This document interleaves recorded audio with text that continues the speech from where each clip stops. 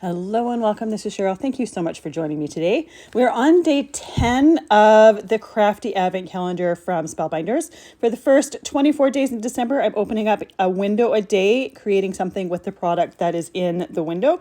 And we're all on day 10. There were 9 videos before this. They're all in the same playlist. So if you've missed a day, you can easily go back and find it. So today we have another adorable die set. This one is some toast with jam or peanut butter or whatnot on it.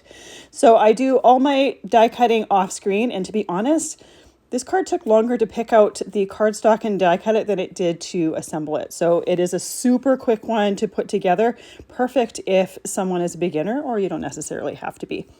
Now I chose some acorn cardstock for the background of the toast and fawn cardstock for the upper layer. And then I chose some wild berry cardstock kind of to look like strawberry jam for the jam or the spread part of it. There is a long oval die to die cut the piece behind the eyes and the mouth, and that's die cut out of some raven cardstock or just a black cardstock scrap. And then this one has some adorable little cheeks. Those are die cut from blush cardstock. The arms and the legs were also die cut from that acorn cardstock. Super easy to put together, and it's already together. The hardest part, really, like I said, is picking and choosing your colors and then doing the die cutting. But it looks absolutely adorable. And you could leave the arms and the legs off if you want. You don't necessarily have to have them, but they're also really cute on there. So for the rest of this card, I'm using the stamp set from day 2. There's a sentiment on there that says, "Have a magical day." And I thought that worked really nicely with the toast. So I'm going to stamp that using my Misty stamping tool. I chose a Hero Arts ink called Raspberry Jam.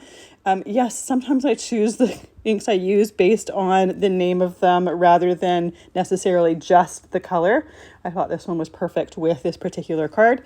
I stamped it a couple times to make sure I had a nice, clean, clear, crisp stamping of that sentiment. And then I also wanted to incorporate a little bit of texture. So I'm using the embossing folder, the little strip folder from day 6, and I'm just embossing a strip across the card to go behind where I put my toast die cut. It's just going to add a little bit of extra texture to that background. You could do an all over embossing folder if you wanted. That is always nice as well. You would have to do your sentiment either on the inside of your card or on a separate piece to add on top of it. You don't want to stamp over an embossed piece of cardstock because you're not going to get a nice clear stamping. But I thought this strip was kind of an interesting look, and I wanted to share another way of using it. So for my card, I'm just making an A2 card. I have a white card base here.